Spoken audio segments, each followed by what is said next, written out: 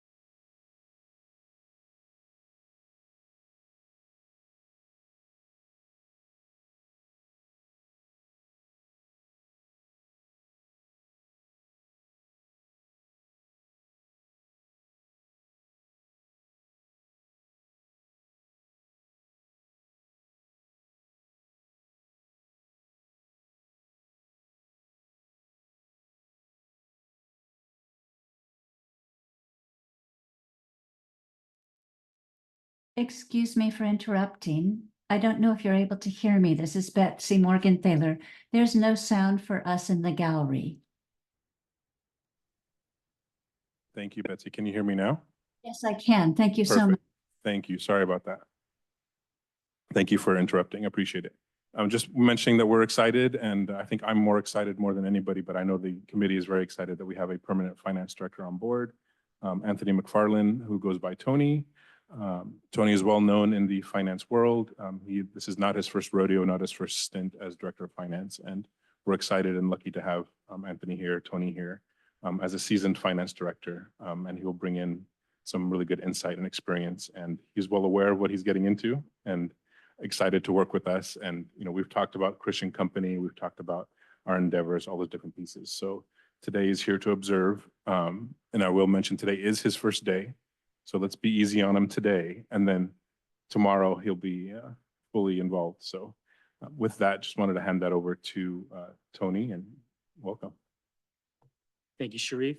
Yes, I'm very excited to be here. As like everybody else, Sharif's been very transparent as far as what the issues are. But again, I come with about 22 years of experience, 17 of those in local government, 5 years in state government, and 3 years in nonprofit. So I am, again, very excited to be here, very excited to help Sharif restore some integrity to financial statements and our financial records. And again, very excited to be here, and I'm looking forward to working with all of you and town management just to get things going. So, thank you. Super. Well, Tony, on behalf of the committee, and I'm certain all the townspeople, welcome. It's great to have you on board. George, if I may, one last piece, and I'll make sure I do this in a couple different forums, but we are starting to officially pass the torch from Cindy in her role as Director of Finance. Now she is the Admin Services Manager for the town. And now that Tony is here, we'll be passing that torch, if you will. So it'll take a transition, probably about a week or two to get that transition in place. But we're very lucky that Cindy is here and that Tony has that resource and the knowledge that Cindy has. And just want to acknowledge Cindy for all her years, all her service, and all the challenges that, you know, she has experienced throughout the time. And she's still here. She's still smiling. Right. And so just really want to appreciate Cindy, and I'll make sure I do that. No, thank you very much for that. And Cindy, personally, and I'm sure on behalf of all of us, thank you so much for all of your work over some very trying times as staff were turning over and the town manager turned over, and we had a little thing called a pandemic in the middle of it all, which kind of messed things up. So thank you. Okay.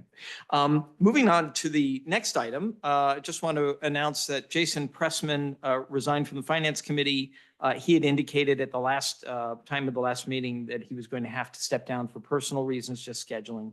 And we have a bit of a weird timing thing going on right here. I'm joined on the dais by Mark Wacer and Chris Rittler, and I'm going to hand it off to them to say hello and an introduction with some of their background for everyone in just a moment.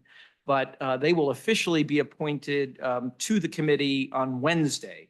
This was due to happen a couple weeks ago, but that town council meeting was tabled. There was some sort of rescheduling that went on, so just a bit of a delay here, but they will be joining us, not voting yet, but they certainly will at the next meeting. So I'll hand it to Mark first, and then we can go to Chris.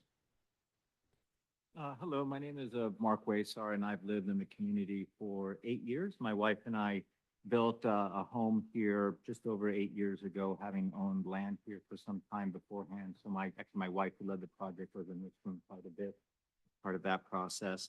In terms of my background and career, I've spent my career in finance as an investment banker as well as a fund manager. And then in terms of at this point in my career, I'm in the 50s. I've actually have a bit more time to spend to community service. So some of the things that I've been doing in terms of community service, I just finished a 2-year term sitting on the Citizens Bond Oversight Committee for the County of San Mateo. In that role, we actually did a fair amount of evaluation of financial statements, particularly related to municipal bonds issued by the county. So I just finished up that position for the 2-year term. I also am on the finance committee at Alpine Hills. And then I'm actually in the midst of doing it this week. I teach a financial literacy seminar to the graduating seniors at Priory. So I'm in the midst of doing that this week. So I'm excited to be here and I look forward to working with you all. Super. Well, welcome here, and Chris. Hey, good afternoon. My name is Chris Rittler. Nice to meet everyone. Excited to be part of this. My wife and I have been residents of Portola Valley for 14 years, live between Corte Madera and Willowbrook. Had multiple kids go through the school system. Love the community. Recently retired and really wanted to give back to the community. My background is really, I'm a technologist who's been an operational business leader for decades. And so I have a lot of passion. I always say my best friends are finance people because I knew they were the ones who had to fund all of the great work that my teams were doing. But that is one of my passions. My other passion is youth sports. So I've coached many, many children in Portola Valley. So I have 6 kids all total, and have coached 4 different sports over 20 seasons. So, so I've aged out on coaching. So then you become a finance person when you age out on coaching. That's the way I look at it. So thanks for having me on. I really look forward to learning more about everything you're doing. Well, great. Welcome, both Mark and Chris. It's going to be fun to get to know you all better. And we're entering an interesting time. Got a lot of work to do, and you're at the front end of it. So I appreciate you being willing to serve on this. Next, we'll move to item 4, which is approval of the minutes of the last meeting. And for the members, let me know if they look okay and if I hear a motion to approve. I actually have an adjustment. Yes, sir. Under Paula Kuhn's presentation, Yes. I thought the most important thing she said was not captured here. I think we ought to capture it, and that is that she has asked for the TEA calculations from the county, which have not been Okay. not provided them as yet. It seems to me that TEA says we should get, I think, 7% payout, and we're only getting a 4 point whatever it is, or 5%. Okay. So the 7% is adjusted for ELF and lots of other So, issues. so if added after excess ERAF, if I add Paula asked for a Informed- TEA calculation from the county. She informed us that she Yeah. requested it and has not received it. Okay. Yeah. Okay. And I may have that, or most of it. I'll send what I have, and then we can see if we need further information from Paula. I can send it. The committee committee's way as well. But not, thank you. I thought that was the most critical thing that she had. I mean, it was very interesting, but in terms of impact on the town, that was the most important. Okay, and with that amendment, which I will do after this meeting, is this motion to approve? Second, Okay, everyone in favor? Aye, all right, opposed? Nope. Let me rephrase that. Tony will get that to you and Tony will get you the information that you, I'm gonna, I like this. This is nice. Yeah, you're no longer in the loop for everything. Okay, that's good. We'll move now to item 5. We're clicking right along here. New business, and as is our wont around here, we'll start with an audit update and also just general financial department update. It's a little early for Tony, so we'll hand it over to Sharif and Cindy. And Cindy, correct me when I get this wrong, but I'll make sure. So we have made significant progress in our audits. We have completed fiscal year 21 audit. We have a draft financial statement, if you will, that we're reviewing, and we can get that to Finance Committee once that internal review is done. We are now also I would call it safe to say concurrently reviewing fiscal year 22 and 23. Because of all the backlog work that Cindy and staff and everybody has been doing, it made more sense to do the two together. And so as we're getting caught up on 22, you can also start doing 23. So the auditors are looking at both those years together, and we're looking at getting that reviewed all together. And basically the punchline for us is that by the end of this year, I think we're confident to say that we can get all 3 of those years complete and caught up, which would be very nice, obviously for us, for those 3 fiscal years. So fiscal year 21, 22, and 23, and then we can have Tony and staff focus on 24, which is the year that we're in now, right? And so that'll get us caught up significantly on where we're at. One of the pieces I do want to mention as we do get back those financial statements and we get back some of the findings from the auditors, then the real work starts with the actual findings, right? Because there's going to be findings involved in what happened in 21 or 22. And that's on us, Tony, I, myself, and staff to then implement those findings, whether it's coming up with a quarterly report, for an example, or making sure that we're timely in our investment reports, those kind of things. So we'll also talk about that as a group once we get those findings from the auditors to be able to share, here's what they saw, here's what they're requesting, or here's what's required, and here's the action that we're going to take. So the first step is making sure that the financials and the reviews of the year-end close has integrity. We agree with those numbers, and then we'll post those accordingly. I believe fiscal year 21, we're going to do a basic financial statement, and then 22 and 23 will actually be the ACFRs, which is the comprehensive financial report, as opposed to just a basic financial. In the past, I believe Portola Valley's only done basic financials. We want to move to that comprehensive report moving forward, which shouldn't be an issue once we get caught up. The regular timeline, just to reiterate for you all and the public, is that we have 6 months after a year-end close to submit for our annual comprehensive financial report, the ACFR. Most cities and towns get those turned in right around that 6-month mark. If not, sometimes they encroach on January. Myself as finance director in the past couple of years, it's kind of encroached on January. You ask for a little bit of an extension and you submit in January just because of the holiday crunch and the auditor crunch and those kind of things. But the new cadence, if you will, is within that 6-month period, call it a 7-month period, you should be turning in your financial statements, which I don't feel is going to be difficult once we get caught up. Right now, it's been such a daunting task to get that. So we can focus on 24 in very short order once we get 22 and 23 in. But we're at that, almost at the finish line. You can see the light at the end of the tunnel. Christian Company is not involved by design as intense as they were before. We had a 6-month contract with them. We then are doing a smaller extension, if you will, where they're going to help us with the red, yellow, green endeavors that we have, the red light, green light, information that we have. And then basically, for lack of a better word, passing the torch to Tony and staff to get us moving forward. So I think we have a good transition plan for that. But the audit is in very good shape now on where we're at. So That's great. Comments from the committee, questions? Is the transition plan, did it change at all with your hiring, or was that all kind of part of the original plan in terms of the timeline?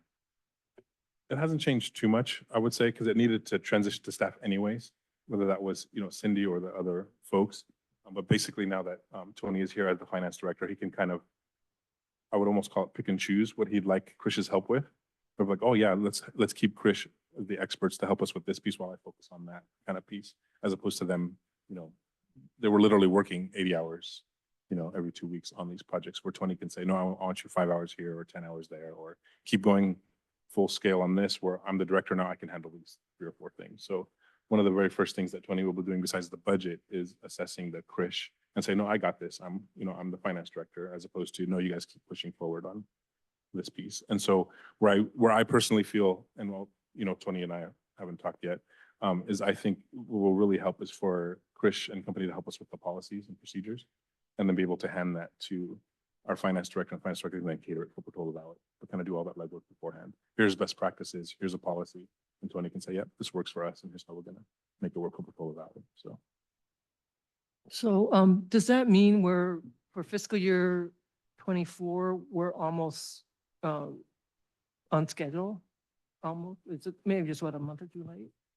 From, We're definitely getting there. We're still not on track where we want to be for fiscal year 24, but we're now in May, right? And so the year end technically closes, you know, end of June, but we're in much better shape than where we were 3 or 4 months ago. So the biggest piece is getting caught up on the APs and the accruals and the different pieces. And the good part is with Krish's help and then with Cindy and staff is that they've been doing 22, 23 and current at the same time and getting us caught up. So that backlog, it's not just, we didn't put a pause on 24 and now we have to get back to it. They've been working on it all along. So, and in any given town or city, it takes about 3 months to do your year-end close anyways. So you would expect your own close to happen in August or September in a regular year. And then you start doing your ACFR and building it for the Thanksgiving, Christmas time. So for clarity, if everything goes according to plan, we should have all the audits done by, say, January 25, including sure. for Yeah, I'm 24 definitely- fiscal. I'm confident in saying that now, where before I was kind of not sure. And, Yeah. you know, we had council member Taylor asking, we need deliverables and know exactly where we're at. I think I'm confident to say that December, January, we can have those 3 audits. Okay, that's very completed, good Which news. is great. So Yeah. you say 3, is that, is 24? No, so 21, 22, 23 by the end of this calendar year, then we can focus on 24. And I think in short order, we can get 24 done. It's not going to be 6 months late, if you will. It's Yeah, still going to be, won't be December, obviously. But we file the January, or ACFR, would it be maybe a little? If I had to, I would say probably February, March, which Okay. is still okay. Yeah. I've come from other towns and cities where your normal kind of submissions happen in February. Okay. So I think we're all right. And I see Tony kind of nodding. I'm not going to put him on the spot. So we're right on the cusp of being just in the normal, Yeah. slightly tardy range, and then. Yeah. we'll In meet my with everyone experience, else. I would say half the cities and towns ask for extensions on the ACFRs anyways. Okay. So January, February, you're not an outlier anymore. When you start getting into March, April, May, June, that you're just behind. And that's not only is not sustainable, we got other work to do. We got stuff to do. So I think we'll be in really good shape for 24. Other comments on this item from the committee? And our new committee members too? Sharif, a quick question. You said, ask for extension from whom grants, whom do you need an extension from? From a GFOA. Yeah, the national organization. So they're the ones who do the reviews for the ACFR, and then you ask for, what they allow is 30 days at a time. So I've personally been in organizations all the way up till April, we're asking for extensions. If myself as town manager, I would hold, like on a normal year with normal staff, normal folks, I would say by the end of January is really where you want it. 1 month extension is okay. Things happen in the holidays, things, you know, you don't get your report back from the auditor or whatever it may be. I think January is a realistic timeframe. I would consider February, March, April, you're getting into late territory. So. Anyone else here on the committee? All right, moving to members of the public. Anyone in the room? There's no one except Craig. Online, I see Caroline Vertonghen. You've got your hand up. Please talk. Great, good afternoon. Thank you guys for finding 2 replacements. That's awesome. And after hearing their involvement in the community, it's fantastic to hear their involvement and their enthusiasm to help us. I am a little concerned since the 2021 is completed, why we have to wait until the end of the year. It seems like every report, every meeting is postponed. And I hope that that you ask, as the Finance Committee, that you ask more details and that you ask for a summary already for that audit that has been completed. As you all read in the almanac, the mayor represented us as a small business, or she allured to the small business model. My husband and I, we have been a small business. We cannot do what government can do. I'm also a taxpayer, and I'm appalled by what is going on. Every city, the state, and even Portola Valley has a deficit. We all know, I'm one of them, many residents who have raised concerns for many years, and our questions were not answered. So I hope you will be proactive and not wait until we find out what really was going on. Thank you. Thank you, Caroline. I want to clarify one thing. What I heard Sharif say was that the 21 audit is basically done now, and they're looking at a draft, and they will have that draft vetted and then distributed for the Finance Committee to look at very soon. Is that correct? That's correct. Okay. So this will be a rolling. And what is soon? What is soon? By June, end of June, beginning of September? Before September, after June. We have a new finance director who started today. He'll be part of that review process. But this will be a rolling rollout, if you will, if that makes sense. So as our audits get done, as we get the draft statements from the auditors, once staff reviews it, we can then send it on to Finance Committee and the public to review. So in very short order, we'll have the 21 audit to the Finance Committee, then we'll have the 22, and then we'll have the 23. So if we were to make up days, one might be in June, one might be in September, and the last one might be December. But it's not going to be everything waiting till December. And that's a very good point, I think, that Caroline mentioned, and for the public to understand is as soon as we get it, have that internal review, that'll go to Finance Committee. Thank you. Anyone you. else online with hands up for this segment before I move on to item B? I don't see anyone, so we'll move on to the budget update. Sharif, maybe you can just clue us in on where we are with that. Yeah, so the budget this year has been in a very accelerated schedule, if you will. The budget is on track. We're looking to submit a budget to Town Council on June 12th, which is the next regular Town Council meeting. I have reserved June 12th as the bigger discussion of the 2 days. If for any reason the budget needs to carry over to June 26th, we will. However, I did talk to council and also internally as staff. What we're looking to do is do a September revision, which I understand is not new to the town. We've done September revisions in the past. But given the transition, given the fact that we're looking to get caught up on audit, our staffing changes, and then our new finance director literally starting now, what I'd like to do is put out a budget for June 12th, but then come back with a much detailed discussion in September to give us that 2-month period to not only evaluate some of the recommendations that you'll recommend as a finance committee in this meeting and the next couple meetings to put as a budget placeholder, but then also get Tony a chance to get on board and take a look at our actuals versus budget and all the different pieces. And so, as you know, if you work backwards from a June 12th to when the packet is due, to when it's due, to when staff have time to do it, it was due yesterday, basically. And so we're scrambling internally to have our internal meetings with the limited director team that we have to look at our actuals versus budget, put together a budget for council to look at with the promise of a much more in-depth discussion that will happen in September. Especially revenue, on the revenue side. Expenses are a lot easier, as you all know. But we want time to look at, obviously, our revenue, especially property tax.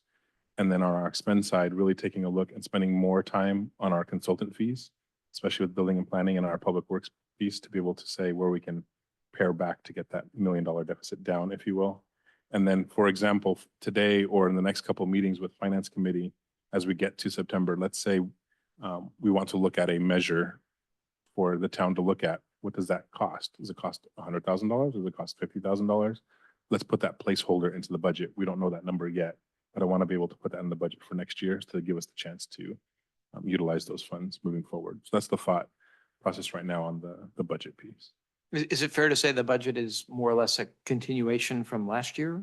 Yeah, basically. And I'm trying whatever word to use to not use placeholder. It's not a placeholder budget. We're reviewing the budget. We're taking a look at it, but it is absolutely taking last year's budget, refining it, making adjustments, presenting it to council, and then providing a September revision, if you will. I still haven't found the right word. Maybe Tony can help me, but it's not a placeholder budget. It is a budget that we are reviewing, putting in place, but make no mistake, it's based off last year and the last couple of years. So Okay, discussion here on the panel? If it's your intention to present that to the town council on the 12th of June, do you plan on presenting it to this committee's prior to that?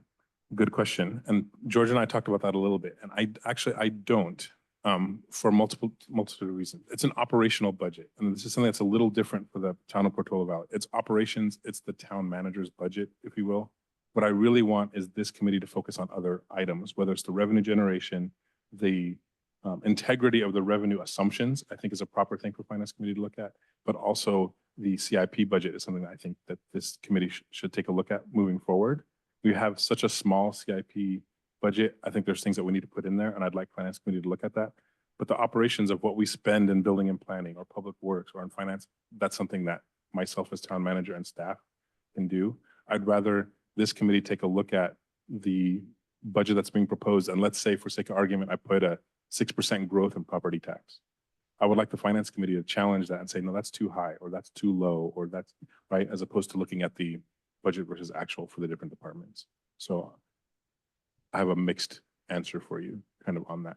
And I'd like to change moving forward what the focus of the finance committee is, because I don't think your focus should be on the operations budget line by line or department by department. I think it really needs to be the assumptions for VLF, the assumptions for property tax, what we're putting in for sales tax, what is a revenue measure going to put in there, and really this group be the litmus test and the experts to say this 2% needs to change, or your reserves needs to change to match this, endeavor. So I think it's a liquid discussion, but for the sake of timing, we don't have time to get it to you. I can certainly bring the September revision to this committee to give you time, but this one here, we're just trying to get finished as soon as we can.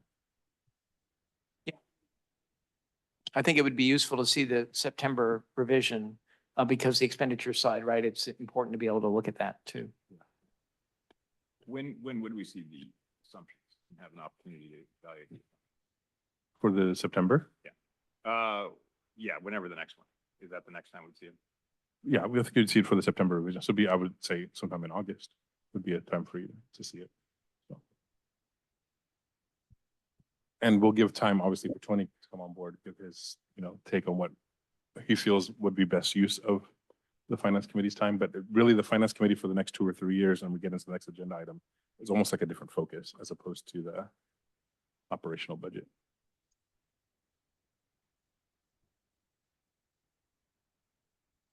Other comments here? Online, I think I see Dale Fow's hand up. Dale. Yes, good afternoon. Thanks, George, for taking my question. I have 3 items here. Number one, I happen to disagree with Sharif's assessment. I feel very strongly that, this town, in my opinion, for the past several years has been the poster child for fiscal mismanagement. We don't even know where we stand year to date on the budget. We're way behind on audits. This is just a complete disaster. And this committee really should be looking at every item on the operating budget, trying to understand how we got where we are and where we can go from here. So that's comment number one. Number two, I believe we got somewhere between $900,000 and $1 million from the various COVID bills that went through Congress, and I've never seen a breakdown of where that money went. Did it just go in a black hole? And here we're facing $1 million deficit this year. Was it used to cover up, massive spending? I have no idea. I think the citizens deserve to know where that went. And item number 3, I'd still like to know a detailed accounting of how much we've spent on all the consultants to come up with our HCD analysis. And I'd also like to see a comparison between what we spent and what someone like our neighbor Woodside has spent, because we chose to do some things and we're in about the same position as Woodside is, I believe, in terms of where they are with their analysis. And I think they spent a lot less on consultants. Thank you. Thank you, Dale. Caroline, is your hand up again, or is that from last time? Yes, it is, but Dale said it so well. I concur with all his statements he made. I don't agree with the town manager's assessment. I think you guys should know everything, especially what we have gone through. And just follow what Dale said. We need all three accountabilities. And hopefully you guys will be able to see those reports. Thank you. George, would you mind explaining the difference between a budget and actuals versus budget and quarterly reports and all the pieces that Finance Committee and the public will always get? And that's what the audit is for, Sure. right? That's what the reports are for. And what we're talking about is presenting the budget in 20 days. No, I understand. And I'll just comment for myself and then, of course, everybody here should weigh in. I think it is important for us to look at everything we can. But we have to allocate our time to the most important things at the most important time. And right now, it has been getting the fiscal house in order here, starting with financial reporting and the audits, and staffing the finance department. And so I'm sympathetic to Sharif in the notion that that's job one, which is underway, and these things are being released. And now we have the structural deficit that we really should be looking at, which means looking at the budget too, but it's in the context of this bigger picture item around the structural problem in the town. And then, of course, we'll be looking at the budget and expenditures, and Dale made good points about where consulting gone, but it fits into that framework of how do you make this sustainable over time. I'm hoping that in a few years we could get back to our main concern is looking at the annual budget line by line, and because that's the most significant thing to do. At least that's what I'm taking out of this, and I welcome discussion here from everyone. My thought is that we're a subcommittee of the town council. And if the town council is comfortable with looking at and approving a budget in June without our input, that's fine with me. I just think the wording is a little too extreme, and I can say this, and you can make the budget look however you want. You can make I can give you a balanced budget tomorrow. I can give you a balanced budget in 2 weeks. That's not, the budget is not the issue. The issues are the actuals, the integrity of the numbers, the actual versus budget reports, which we didn't have, which we finally introduced a month or two ago. My commitment to you as town manager, Tony's commitment by me hiring him, is that the community and the public will get an actual versus budget report in a timely manner that has integrity, right? And that follows with actual quarterly reports, a real mid-year report. All those things don't change. So I don't disagree in any way with what Dale is saying, what Caroline is saying. It's just a matter of timing, right? And so if I need a balanced budget by tomorrow, Cindy and I and Tony can sit down tonight and we'll get you a balanced budget with $1 million deficit and we'll cover it with, it's a budget. The budget's only as good as the day that you printed it on, as you all know. What really matters is the integrity of the actual reports, the integrity of the audit that's going to come out. Every audit's going to audit those consultant fees and the different fees and all that. And moving forward, we want to show the council and the community where our consultant fees are going, where our salaries are going, where all those different pieces are going. So we're not in disagreement. I'm not agreeing or disagreeing, or I hope I'm not saying something that's different than what you all want. What I'm saying is that we have a budget due on June 12th, that has to be posted on June 10th. What needs to be, the stories need to be completed in OpenGov on the week of June, which means internally we have a budget that's due today by the directors, reviewed by the three of us in 3 business days and posted next week. And so if you would like me to email you what we have, I'll be more than happy to. I don't want the public or folks to think that I'm not giving you a budget. I'd be happy to give it to you. We can change the number on the budget the way anyone would like to see it, whether it's Finance Commission or Council. What I'm trying to get at is, let's get the budget approved. This is what we think it looks like, with the promise of coming back with a true September revision, with the finance director in place, and allow Finance Commission to take a look at it. However, I don't think that's the best use of our time in the next 8 business days to get that done. I would rather do that, or I'd rather go with what my plan is as town manager to do that, rather than say, you know what, everybody hold off. Let me post the budget and do it on the 26th of June, which may bleed into July, and July has a cancellation because it's holidays and we don't have a council meeting on July 10th, and operate without a budget, as opposed to here's our, whatever the word we'd like, in case of placeholder, here's our budget with 99% certainty, and we're going to fix that 1% in the next 3 months, and we can dive into it. And so interim budget. So here's our interim budget until we get our September revision. So whatever the commission is comfortable on, what the wording and messaging and what makes you comfortable on that you're actually reviewing the budget, but at the same time, we can put out a document in the next, 10, 15 days. Make no mistake, because of the staffing, because of the lack of a finance director, because of Cindy wearing multiple hats and all the different pieces, This budget process should start in December. In a real world with real staffing, budget starts in December, then in January, then in February, and it goes to finance committee and we go back and forth and we build it in March, right? It's not in 3 weeks' time. We're trying to build a budget in 3 weeks' time. Because if you asked me a month ago, what's more important, sitting down with the directors talking about a budget or getting the 21 audit completed? I made the judgment call, the 21 audit is more important than a budget, right? And so something had to give, and that what gave basically is the budget piece. So however, finance committee is comfortable on where the plan is moving forward. I am not saying you're not going to be involved. I do not believe, though, that you should be spending your time talking about whether or not we spent $80,000 in consultant fees versus $100,000. You have a town manager that can do that. You have a finance director that can do that. You have an assistant town manager. So then we can get to you and say, we've reviewed this, and then you can challenge that number. But to do that now, I think is just premature. Yeah, and from my perspective, I think when you do have that interim budget, if you could send it to me and I'll just forward it out to everyone for personal review, just so people are familiar. More than happy to. Yeah. More than happy to.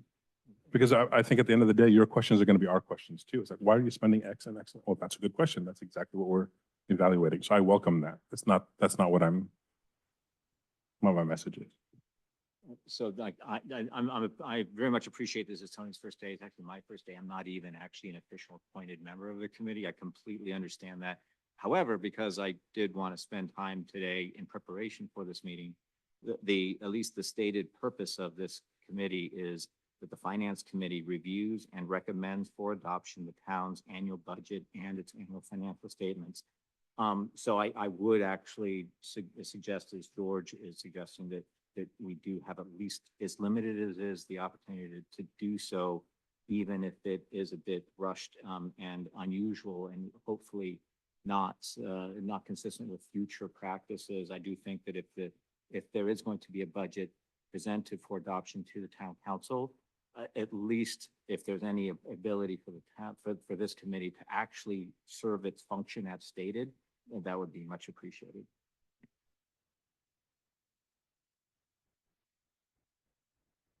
Anyone else? Yeah, quick comment. I agree with you. The budget needs to be set and you're basing it on prior year. Any good budget, though, the numbers are only 50% of it. It's like, what are the actions that you're going to take starting day one of the next fiscal year to hit that budget? So while I'm very interested in the numbers, I also think, what's the storyline that you're going to tell, right? You know, be it on consultant spending or hiring or no hiring, cutting back or whatever it is. So I think the finance committee should, be able to bring their expertise to, okay, here's the budget. We respect how you developed it. This is the methodology used to develop it. What are some of the actions that you're going to take and help, with that thought process. So yes, similar to other comments that I've heard here today, we're here to help, right? And obviously your operational managers are hired to be operational managers, but, really making certain that the rigor was applied appropriately, and that, it's consistent with some of the other modeling or assumptions that we're helping you with. I think would be a good way to leverage this committee. Yeah, absolutely. And that's where I think we'll really get at. And that's where, for the fancy, lack of a better term, buying us time until the September revision is that we have Tony coming on board. We can finally get into the budget. But what's that story from July to September is we're really going to take a look at consulting fees. We're really going to take a look at this model. We're really going to take a look at enhancing revenue with the finance committee. So it's definitely that story. Like I mentioned, the budget, we can come up with a budget in a week's time, and roll it over. What I'm really interested is, like you said, that story behind it so that we can have those focus pieces. So, and as complicated as some of these things are, at the same time, I don't know what I don't know as town manager. Tony doesn't know. Cindy's not able to dive in like she would like to on a regular year. And so we want to be able to get that, bridge that gap between July and September. So the first piece is, let's get our actuals together. Let's put our budget together and see where we end up. Is it $2 million off? Is it $1 million off? Okay, if it's $1 million off, we're in decent shape because that's what we said our deficit would be. But start to bridge that gap and then come back with integrity in September and say, we're very confident this is the budget that needs to be moved forward. And we need money for X, Y, and Z, and we're going to put that into the budget as well. And then the plan for next year is around December, January to begin the budgeting process as is normal. Absolutely. As an example, here we are, it's May 20th. We haven't asked the committee what their budget is for next year. We haven't asked the commissions. We haven't sat down those different pieces. We're behind, right? Right. And so we're going to take the number from last year, we're going to put it in for next year, and then we'll discuss it in between July and September and revise those numbers and take a look at it. So those are the definite pieces. For me, Okay. for sure, it's making sure obviously the salaries have integrity and then the consultant fees have integrity because those have gotten away from us for many years. That's really helpful. Thank you. Other comments here? Okay, I think we can move on to item C, which is the main topic today. It's talking about PV Thrive, our structural budget deficit opportunities to address. I'm hoping Sharif can kick us off with this, and then Ken has some process points to mention, and then we can get into a hopefully fruitful discussion. Yeah, today was really, we'll call it the kickoff of discussing some of our future endeavors and where we'd like to ask Finance Committee for your expertise, also your help in research, really consider you an extra arm of the finance staff to be able to gather information for us. Some of these endeavors that we'll take a look at are not difficult. They're not rocket science, just a matter of getting things together. Other ones are very difficult and time consuming and cost, intensive, if you will, and we want to take a look at that. The one piece for me is that the benefit of us being obviously government is we're not alone, and that other towns and other cities obviously have done many of these things. And because of that, we can also, beg, borrow, and steal, whether it's a policy or a procedure or a policy or a process, whatever it may be. And so what I'd like is your help as a committee to not only steer us in the right direction, but literally we have, call it 10 rocks. And we in my last meeting where we talked about PV Thrive and some of the things that we should take a look at. Let's say there's 10 things that we might want to take a look at. I would like Finance Committee to look at all 10 of those rocks and say, yeah, we picked this up. It's not worth the time. I use the words, the juice is not worth the squeeze. But I'd really like out of those 10 things for Finance Committee at some point to say, yeah, we've looked at these 10 things. We're recommending that we pursue the following 6, or the following 5, because those other ones are done. Because what I'd also like to eliminate is I don't want 2 years from now, us going down the line, someone mentioning something and we didn't take a look at it, and then we kind of have to start over. I want to be able to say, no, we did that. We tried figuring out whether we wanted to do a sales tax increase, and Finance Committee recommended that we don't go there, if you will. So some of these discussions I think will take a couple weeks. Other ones I think will take a couple months or years, but really getting your feedback and expertise and also your official recommendation to council to say, Finance Committee recommends that you pursue this endeavor. And so today's kind of that kickoff to move that forward. If you use the example of a parcel tax, we are not the first town to obviously come up with a parcel tax. So one of the things that I can do is I actually have a matrix that I receive from other cities and towns within San Mateo County that have pursued a parcel tax. If I share this list with Finance Committee and with the community, part of what the Finance Committee can do is make phone calls and talk to other Finance Committee members or council members and see how much did it cost? Was the juice worth the squeeze? What happened at the end? How difficult was it? All those different things, and help us with the research. So you can come back and say, Finance Committee, we recommend that the town council pursues a parcel tax. And we think it's going to cost around this amount and you need about this much time. And we heard from these many cities and their pain points were X, Y, and Z. I'm just making it up on kind of what we were talking about from the last PV Thrive. But really get your feedback, your expertise on where we think we should go. Another idea is we want to sell land. We have a piece of land in Portola Valley, let's sell it.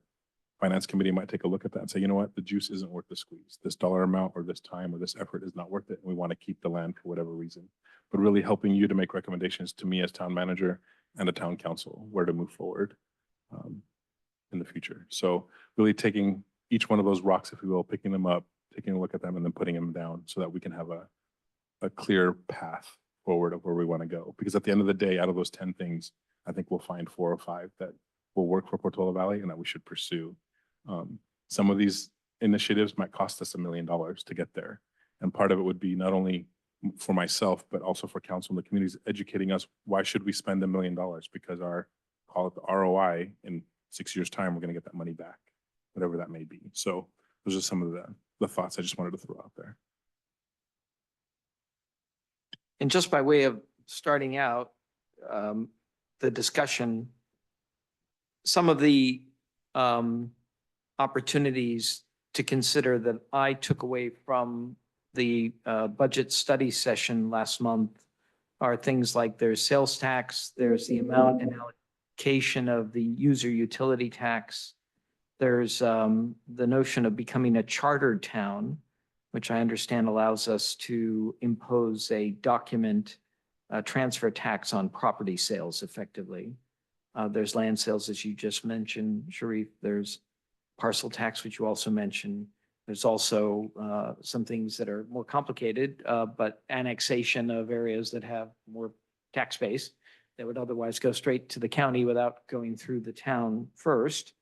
And there may be other things people can think of on the revenue side. So just was hoping we might discuss some options. In addition to looking at the revenue side, it would be helpful to look at the cost side as well. And is there opportunity to evaluate where there may be some cost savings, some material cost savings before we go towards tax increases and other options? Yeah, I think so. And I think we do that concurrently, right? As we get to the budget, get through some of the quarterly reports that we can produce in the near future, but definitely taking a look at the expense side versus the revenue side. And do you think there's much in the way of savings based on what you've seen so far? On the expense side? Yeah, I think there's definitely opportunity. As we, make no mistake, we're in a crossroads with our building and planning department, as an example. We rely pretty heavily on consultants to help with our planning and building department. We also had a pretty robust staff, and our staff has now been decreased over time. We also don't have a director currently, obviously. But really taking a look at the consultant fees that we use, whether it's for a permit review or a project or for the housing element, all the different pieces. But those are some really big ticket items that cost a lot of money that I think we need to reevaluate moving forward. There's also the town attorney and how we involve the town attorney in different things. Sometimes that's been very intensive for the past year, obviously because of the housing element or different pieces. What's the new normal, if you will, moving forward? I don't think we're gonna go down to like some small baseline, but there's definitely opportunity there, especially when you're paying all those consulting fees. The town has kind of gone back and forth between like all consulting and little staff or all staff and little consulting. I want to find that right balance. I don't know what the answer is now. As many of you all know from all your personal experience and your private businesses, consultants used to be the way to go because they're better, faster, cheaper, right? And then you used to have internal staff because they were better, faster, cheaper, and now there's not really a good answer because both sides are expensive. And so it used to be, oh, let's get a consultant because they can charge us less, or it'd be less than having a full-time person. Sometimes it's the other way around. And so I really want to take a look at that, especially at the building and planning department. Public Works, we're making changes to our Public Works department because we do consult out for different reviews and engineering projects and things. So there's definite avenues there to move forward. I don't think you're going to balance the budget on the backs of staff. I don't think you're going to have 20 staff now, where I'm trying to get us to 20 staff. That's the recommendation moving forward, is 20 FTEs. I don't think that you're reducing that number by 4 or 5 is going to get you not only a magic number, but you're also not going to get the service that the town needs. Because we are so reliant on safety, on the sheriff's department, because we're so reliant on consultants, those are really the two places to look for savings. But I do believe there's opportunity there for sure. Good. That's an area, building and planning, that I have some immediate reaction to, which is clearly in my world of working in private companies, consultants are very good as a swing resource. When you have a spike in demand or something that may not go on for 10 years, but you want to deal with it over the short term. But where you have a core of expertise, it tends to work best, where people can really manage the consultants. And given a lot of the unique requirements of development in Portola Valley, a lot of times the all consulting model leads to people who don't necessarily know as much as would be helpful about how, quote, we do things here, which means that they may be inefficient, both from a service standpoint, things take longer because they have to figure things out, for the public, and also just costing money. So if we can, it'd be great to find a way to recruit and retain core building and planning staff from the town or familiar with the town somehow, that would hopefully set up shop here for the long term. Yeah, absolutely. And I think the answer at the end of the day is, I think it's a little bit of both, right? Because at the end of the day, not only Portola Valley, but we all want someone that we can go to talk to at the counter to get your project done. Right. At the same time, have that, the muscle power behind you of some of Yeah. the consult. Some things we'll always consult for. It's just better, it's faster, we're not gonna have a full-time, inspector as an example, or, full-time. There's pieces that you are gonna consult for, but there is a fine balance, I think. And Yeah. it's kind of gotten away from us. Mhm. And then the old adage of squeaky wheel gets the grease. Well, the squeaky wheel was housing element, got the grease, right? And so we gotta Yeah. pull back on that. Hopefully when we get recertified, get us to our new, baseline for building and planning and figure out what that model is moving forward. I don't have the magic answer or the magic bullet yet, and so we'll get that in very short order. Other comments on this so far? Ken, do you want to talk a little bit about process? Ken had some good ideas that we should hear. Yeah, to follow up on Sharif's analogy of 10 rocks. I thought we needed to set up we should talk a little bit about setting up a framework for evaluating the 10 rocks so that each rock is being evaluated along the same lines. And so what I see is basically a matrix with our criteria down one side and the alternatives up the other, and a red, white, green and red lights or something, or just numbers as to why alternative A is particularly good when it comes to criteria X. So I thought of 7 criteria, and I thought it might be worthwhile just spending a little bit of time talking about what the criteria might be. The first one was the complexity to implement a particular strategy, tax or whatever it might be. Second one is the appeal to residents and voters. And under that, I'm thinking of propositions of equity. How is the cost being shared amongst residents? Do we need something like a senior opt-out, like the educational group does often to get votes? I'm assuming this is going to be voted on at some point. And is it tax deductible, which in the past used to be a big issue and probably is much less today under current law. The cost to implement, Sharif likes to use the term, is the squeeze worth the juice? But that's basically, is it going to cost too much for what we're going to get for $1 million or whatever that we do get? What's the cost and the effort to maintain that tax over the years? Do we have to go back to citizens every X years and ask for permission again, or is it just continue forever? If it's going to be selling land, when do we run out of land? The duration, how long is it going to take to pursue this opportunity? When, i.e., when's the first time we're going to see the dollars? Because I think we only have 3 years before the sheriff starts charging us the full amount.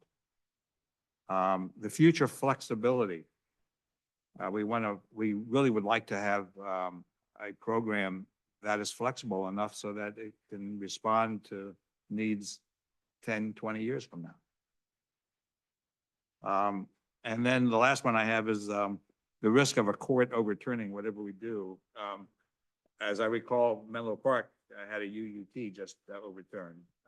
And we have a contentious town at the moment. And so we should consider what might be the legal issues involved in any choice. So those were the 7 that I came up with. There no doubt are others that we as a group can come to. And if we do, then what we're doing is setting a framework whereby when we go research each of these opportunities, we know what things we're looking for. Well, just clarification, I'm taking notes. I got 8, I think maybe I should combine some. I have complexity, appeals to the voter, tax deductibility, cost to implement, cost and effort to maintain, duration, future flexibility, and risk with court returning. That work, as I described it, were 2 of the ones that I just listed part of the same thing for you? Tax deductible. That's the same thing. Got it. Okay. Got it.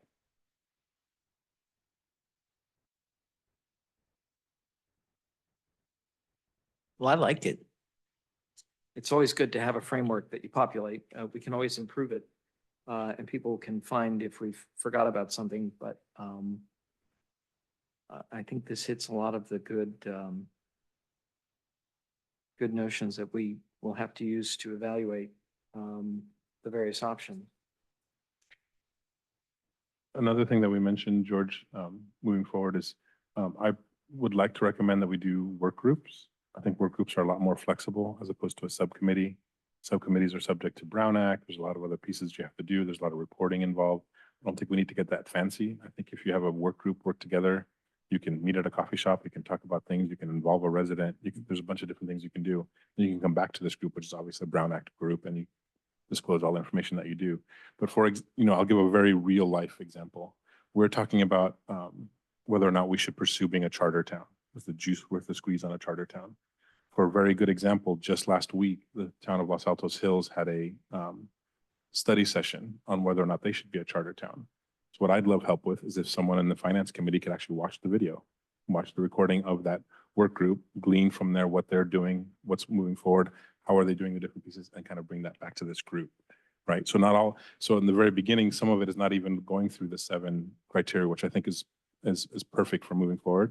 But it's a matter of, hey, I watched the meeting in Los Altos Hills, and here's what I gleaned from it, and here's what we recommend we should do in Portola Valley, because we don't have to reinvent a lot of these things where people are literally, we're on step 1, they might be on step 4. We can kind of follow that process. And that's the beauty of the government part, is being able to do that.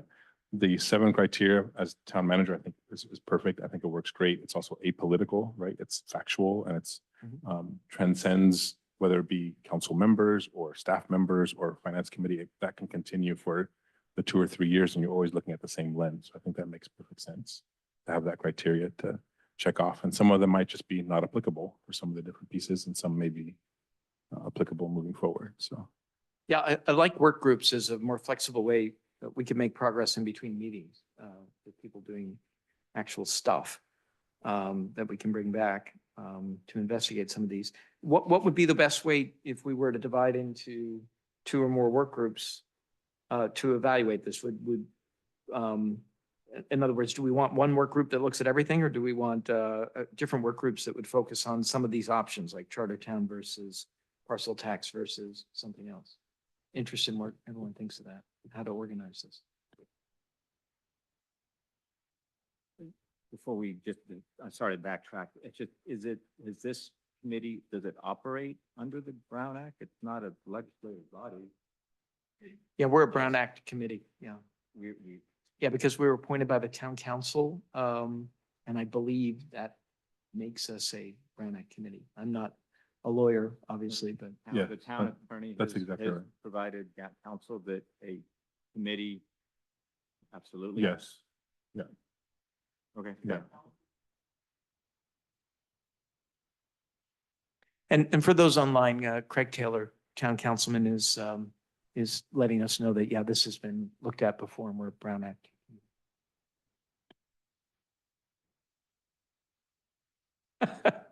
Yeah, Ken just mentioned, yeah. So what resources are available to us other than like the internet? I've never done this before, so in 25+ years. Yeah, so there's more than just the internet. We'll get those resources to you. I think we can provide you a list of resources to help. But for the start would be, I have some information that I can share with the committee, whether it be a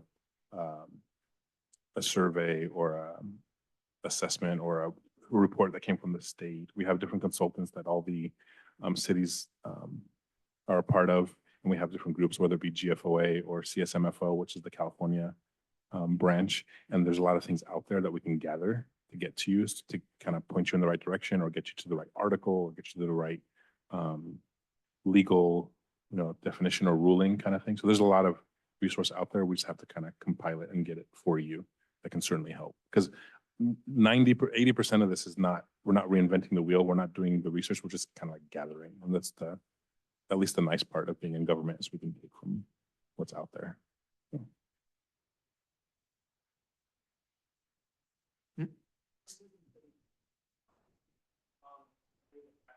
Okay. Okay, great point. Yeah, thank you. Craig is just noticing people have their hands up, and my apologies for making everyone wait so long. I'll start with David Cardinal. Dave. Sure, thanks. First of all, I think Ken's rubric is great.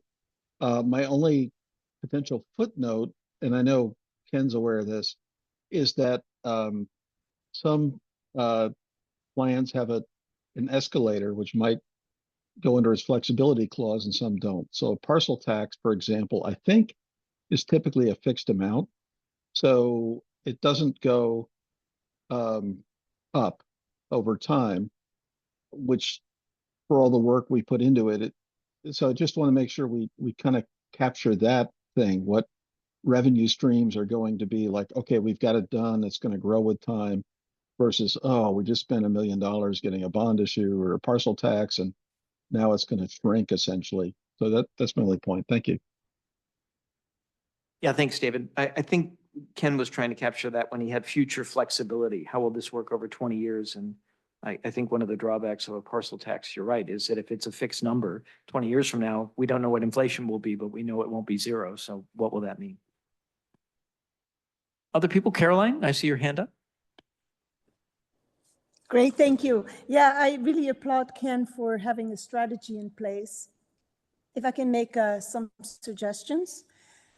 First of all, Los Altos Hills, yes, it's close to Portola Valley, but remember, Portola Valley is unique. We have our own general plan. We have our own handbook. So you cannot consider them the same, but it's a good starting point. If you want to advertise on PV Forum that a survey is being launched, that would be great, but please don't use it to do the survey. Many people are not on purpose participating on the PV Forum. So do the survey through the town hall or your committee regular website. And working groups, if I may mention one thing, remember that last year you asked the Bike Pedestrian Traffic Safety Committee to work with you guys. That was last year, where we're going to investigate and negotiate the sheriff's contract, and nothing happened. So it's all great to have great propositions, but please, I think it's time to use proposals that are practical and effective. Thank you. Thank you, Caroline. And let's see, I see another hand, but it's being blocked at the top. Here we go. Betsy. Hey, thank you so much, George. Thank you, committee. I wanted to first welcome Chris and Mark, great additions to the committee. And then 3 brief points, though I would have more to say on them later. I'm speaking as a resident, but I'm also serving the town at this moment as the chair of the Open Space Committee. Open Space Committee last month took a good long look at the at land sales. We were quite interested in pursuing this because we met 16 different times on the subject over the course of the last, say, 6 years. We were renewing this look, and just to head you off, take a good long read of the Surplus Land Act. The state of California has a whole lot to say about what we do with our land. And that's point 1. Point 2 is, of course, at your last meeting, at the town council meeting, I guess it was on April the 24th, Sharif pointed to both the 2% user utility tax as well as to the corpus of the $8 million fund, open space fund itself. Those certainly caught the attention of the committee, as you can imagine it would. There's a lot to be said about both.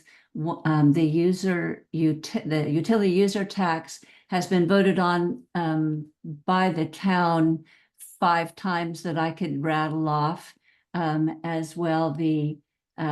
So it would be a measure that if you were going to look at that, it would be vital to go back to the town. Thanks to Ken Levine for his interest in appealing to residents and voters. I think that would be imperative.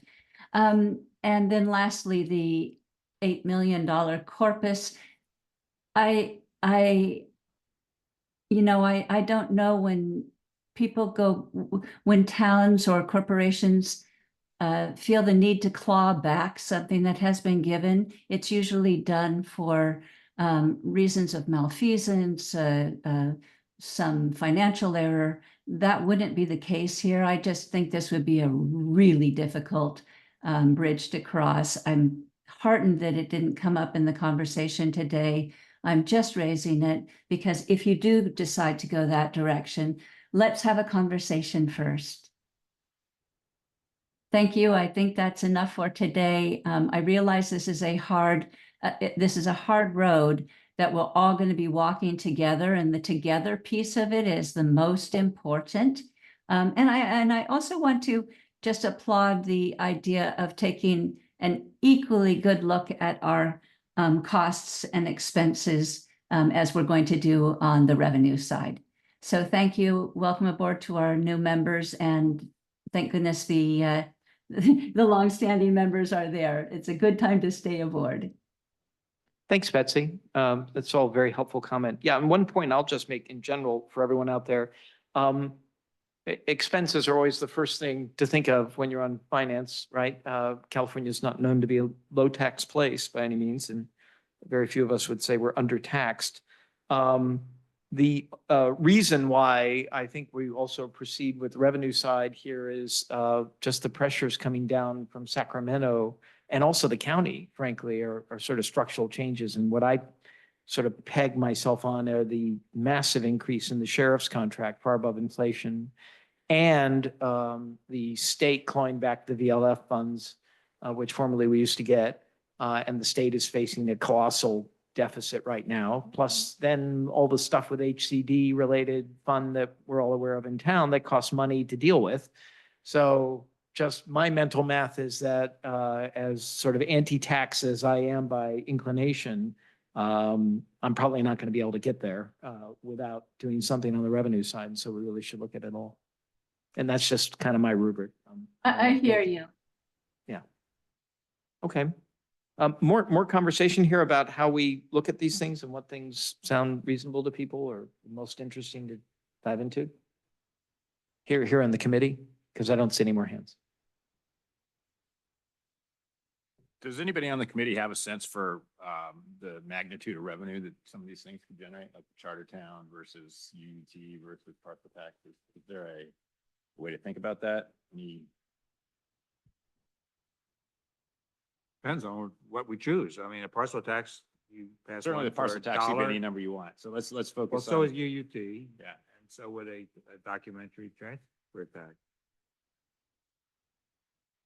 And if you were to become a charter town, is the only reason you would do that for these purposes for the document?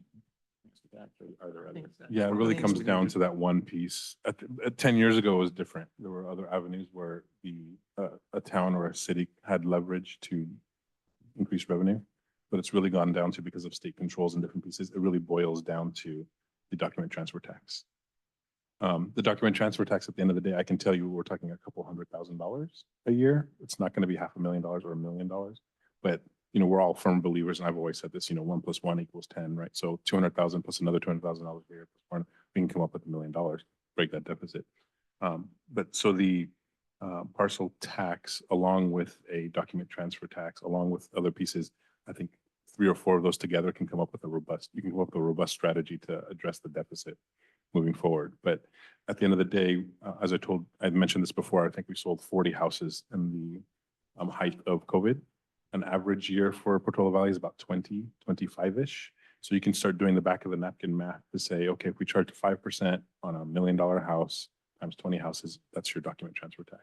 But to the point of what you're saying, you could have a 5% tax, you could have a 14% tax that changes everything, right?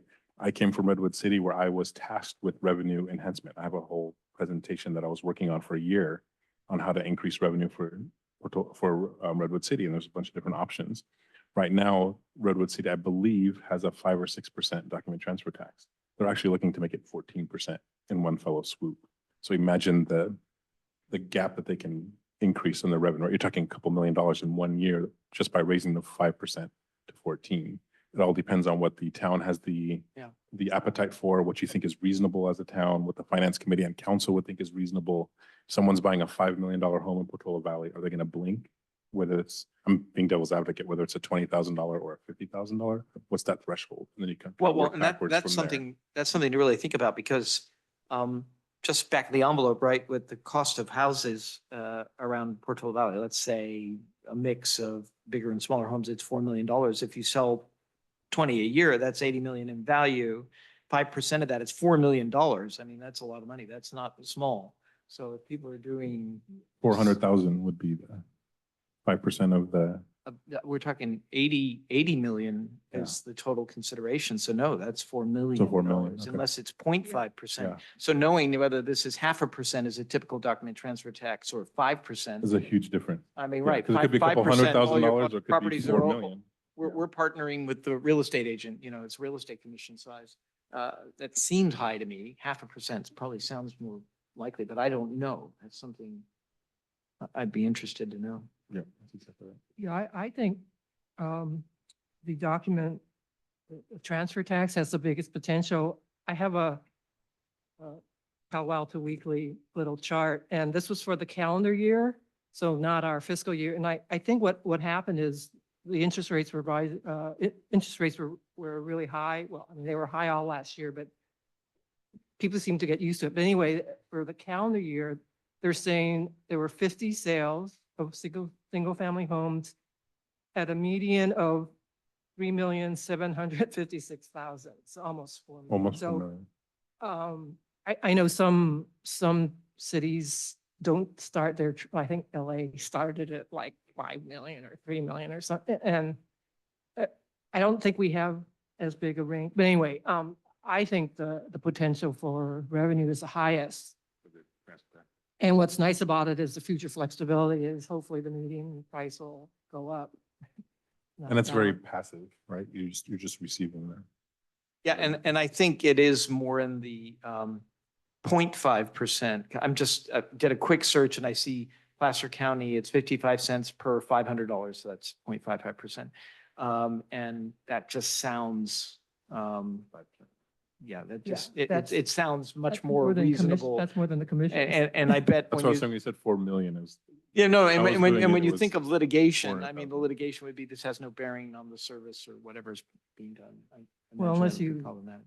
You just put it on the buyers. who will and benefit in remember, the we future. also have Paula Cohn, who is the guru of, property tax that can help us. And we can ask her to, through Finance Commission, we can ask her to say, can you come up with an analysis of what you think the document transfer tax would be for the town of Portola Valley moving forward? And she can give us that assessment as well. So it's more than just the back of the napkin.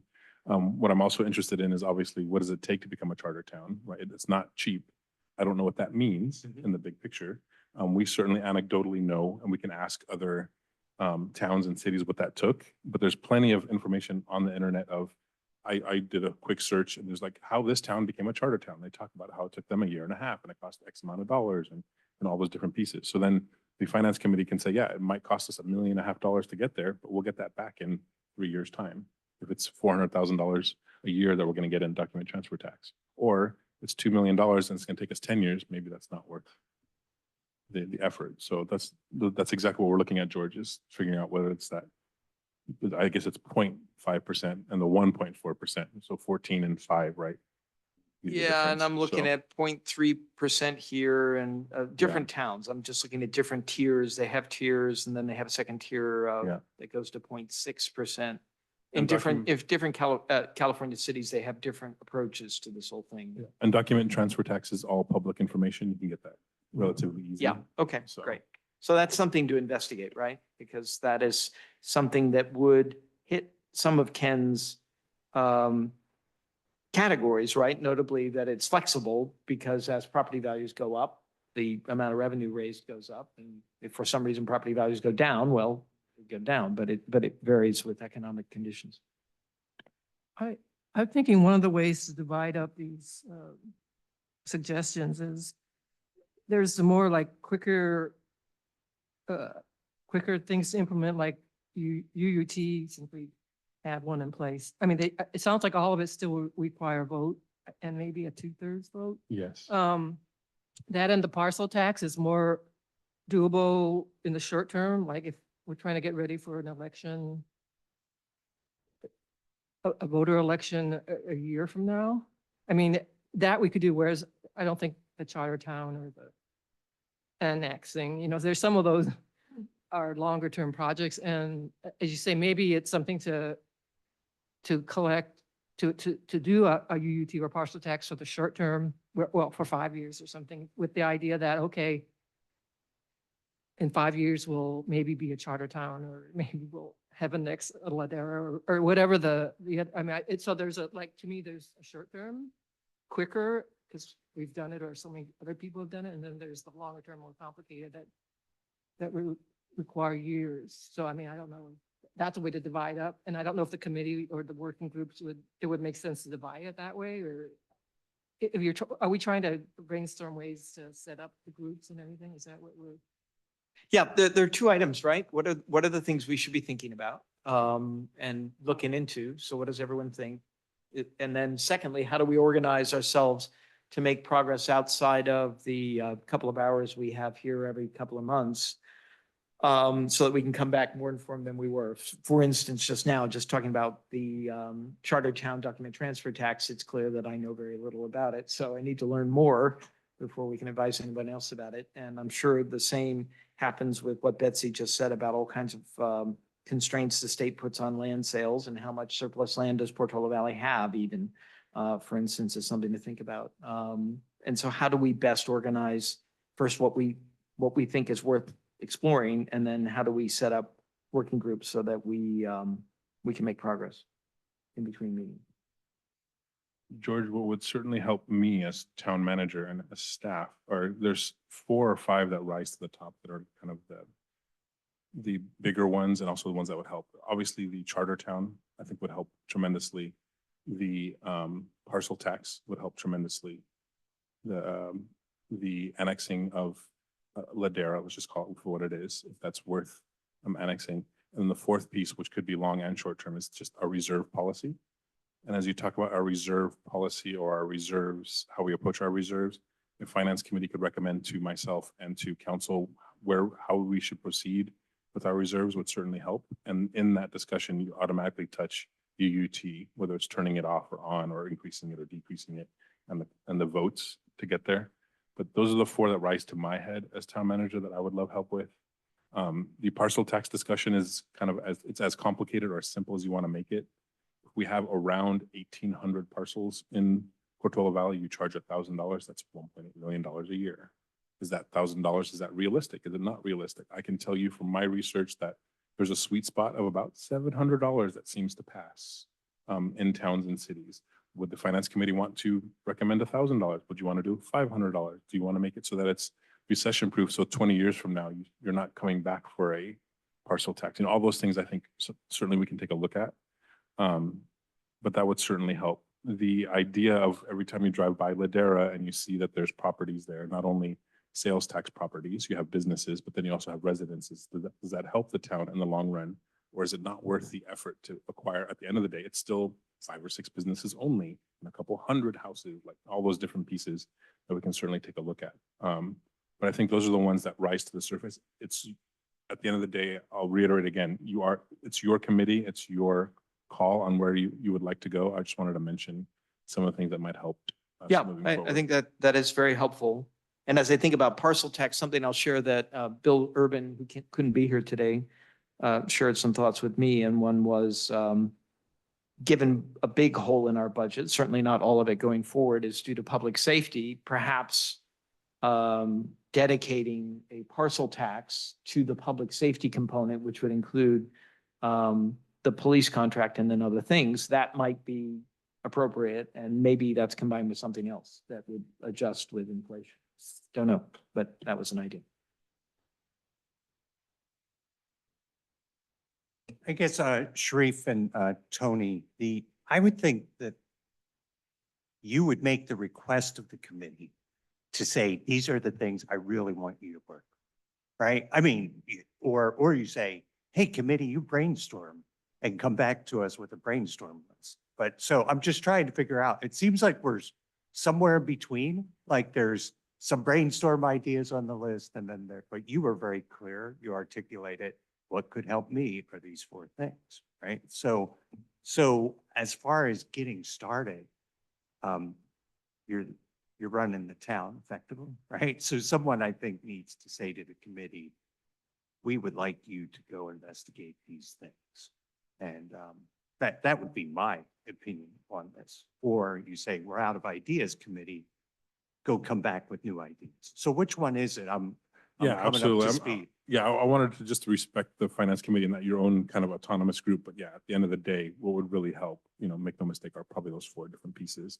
And then as you report out to council, council can then say, no, go a different route, or maybe want to do something different. But unless you hear something different from me, those are really the 4 I thought that stood out to help us move forward. If we were a staff of 5, 6 people, we'd be doing the research ourselves and actually presenting Right. it to you. But this is where we need your help. And that's the way I look at To it, be right? able You're- to, you're doing yeah. what- You're looking for help because you don't have the cycles to do it. So I Yeah. guess, George, just looking at this, it's like if we're asked, then let's say, okay, we'll go do those 4, right? And then we organize ourselves to go work on those 4 and come back, right? And Yep. obviously we have ideas. We come forward and say, hey, do you think this would help? Again, I'm just joining today, day 1. No, I appreciate it. Trying to Yeah. get to action Mhm. versus Right. saying, what is the candidate list? Okay. He says he's got 4. Let's go work on the 4, right? That And sounds figure good. out how to That get sounds back. like a good start. We have 4 and I wasn't sure, is there anything else that you see on there that we could tackle or? You gave 4 ideas, but the 4th one was reserve policy. That doesn't sound like a revenue enhancement. Well, we have a reserve policy and we have a set of reserves. We have money in the bank, right? We have 20-some million dollars in the bank. Are we spending it wisely? Is it in the right spots? Can we free up that money to help with our deficit?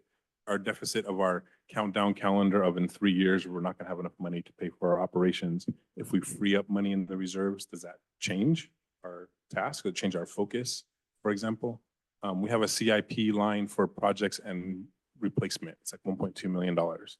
Perhaps this committee would say, you know what, you don't need $1.2 million. We've only spent $300,000 a year, lower it, make it $500,000, stick the other $700,000 back into the general fund and fix your deficit. So now you have 4 years worth of funds instead of 3. I'm making it up, right?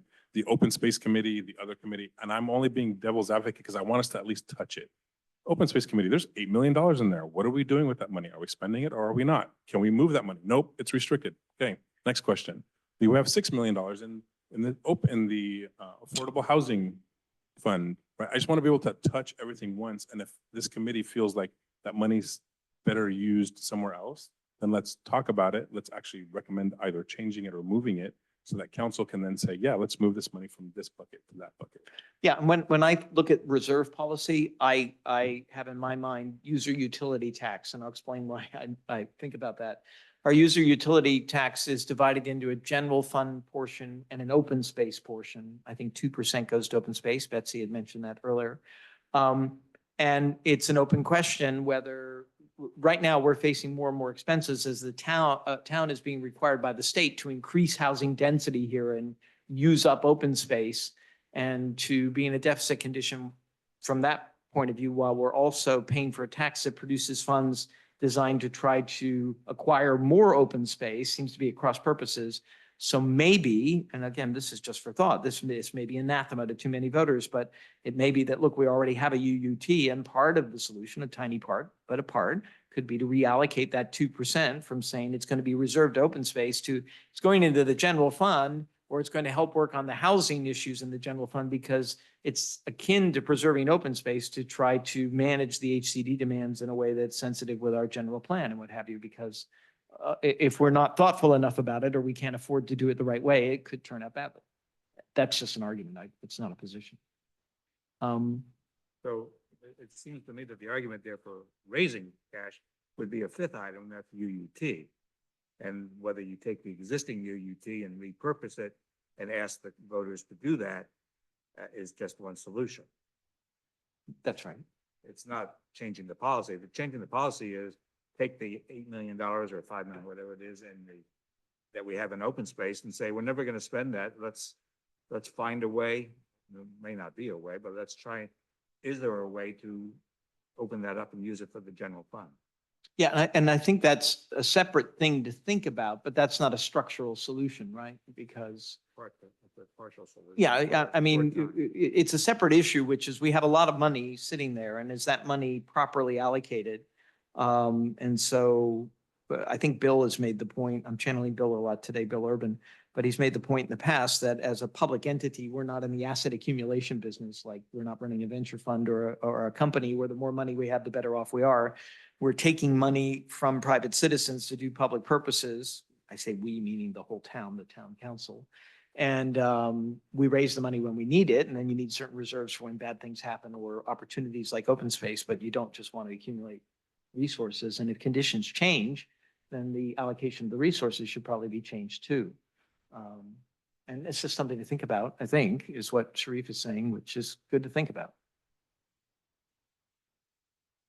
These categories that we talked about that you've outlined, I just want to go actually back and make sure that we don't lose sight of the other side of the equation, which Steve touched upon, which is the expense side. And actually, George, I mean, you're way closer to the details of the finance of the town than I am, but that'd be perhaps because we built our property here in Portola Valley within the last 10 years, and because we just last month paid our property taxes. I would be really hard pressed to contemplate any form of tax increase, frankly. I would be happy to spend my time and be evaluating the reduced expense side. Maybe I'll come to the same conclusion that maybe others have, that it's simply structurally not feasible, but frankly, at least particularly for the new guy here, that I'd be quite willing to spend at least some time with with absolutely a clean slate to take a look at the reduced expense side as opposed to increased tax side. Yeah, and I think that's a very good point. And one of the things that I mentioned when I was town manager and I had first started is, make no mistake, I'm not going to ask the town for a single dollar until we know where each dollar is going, until our finances have integrity, until the expenses have integrity. And then at the end, when we know that our finances have integrity, we've looked at everything, we've looked at the expenses, looked at the revenue. And when we feel comfortable, not only as a town manager, but as a group, to go back to the town and say, town, we're ready to ask you for money because our numbers have integrity. We know where everything's going. We've pared back where we need to pare back. We've done what we need to do. And that, I'm hoping, would be a year and a half from now, right? Because when I had first begun, there was an actual action to have a ballot measure for this year. And for me as town manager, I would not feel comfortable, nor would council feel comfortable asking for money when you don't know where your money's going, right? And so to that point, it's, let's look at everything we can, all those rocks, all those different pieces. And then if the conclusion is, which I'm certain it will be, is that at the end of the day, the structure, the model of the town still needs to have some sort of revenue enhancement. We have to ask the town, that we'll be comfortable asking for that. But we're nowhere near that right now. We still have to just pursue that. And just working backwards, because it's a special election, you have to be able to put that placeholder in place ahead of time and make sure that you're getting towards that spot. And so whether at the end of the day you're asking for $1,000 or $400, we don't know. I just know that $1 million for a town this size, you're not going to be able to get it all on revenue or all on expenses. It's going to be a mixture of both, but very good point. And we always struggle as internal town staff when you have residents that say, I've been here for 37 years and I'm a resident.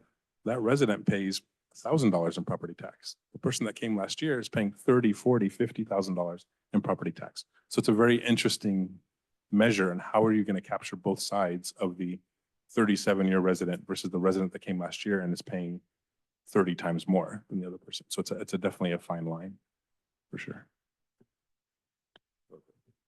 I get why you left off the selling unused town land. It's not sustainable. It's not reputable. But I'm intrigued by the unused descriptor. What is considered unused land in Portola Valley, and how much is there? I don't know. And that's part of what I need help with. I know that we have land. I know that there are little pieces, and there are these different parcels that are little odd pieces throughout the town. I haven't dove into what those are, but I'd love to see if there is a spot somewhere that has an opportunity to be sold. And let's say, for lack of a better word, we're not going to miss it because it's not usable for whatever space that is. But if we can come up with $1 million or $2 million, that's a lot of money for the town. We just bought ourselves another year of our structural deficit, as an example. Maybe a 30-minute discussion or analysis, or maybe something that we can come up with a $1 million or $2 million. That's a lot of money for the town. We just bought ourselves another year of our structural deficit, as an example. Maybe a 30-minute discussion or analysis, or maybe something that might be worth looking into to take a look at that. I just wanted to be able to share with the public and everything. Everything should be on the table, and we just cross it off, Sure. right? Whether, and like I mentioned, I'm not gonna say let's build a Walmart, but let's talk about building a hotel off 280 if we annex Ladera and what that would do. That's not worth the discussion, then fine, but at least we talked about it so that in a year from now, we don't bring that back up again. But really challenge the status quo, because something's got to give. In order for us to stay a town, in order for us to have a sustainable financial model, let's look at all those different pieces. And so if there's an easy piece of land or a parcel or something, then let's take a look at it. Councilmember Taylor had his hand up here in the room. So just two quick comments. In terms of surplus land, most of them are small lots that people didn't pay their taxes on. And they basically defaulted to the town. So there, it's not a big like buildable lot that just happens to be sitting here that we could use. If it was, our housing element would have been much simpler problem to deal with. The other thing I hope you guys will consider while you're doing this under public safety is also fire safety. And that may be an additional expense, because if we decide to help people with their sort of, fire preparedness, much like Woodside does, for instance, where they do a matching fund. I think, as we look at different ways to raise revenue, that may be something else that if we're going to include that, it might be a good time. So I'd ask you to consider that as part of, under that larger public safety issue. Thank you. Thanks, Greg. And I think Betsy, you have your hand up.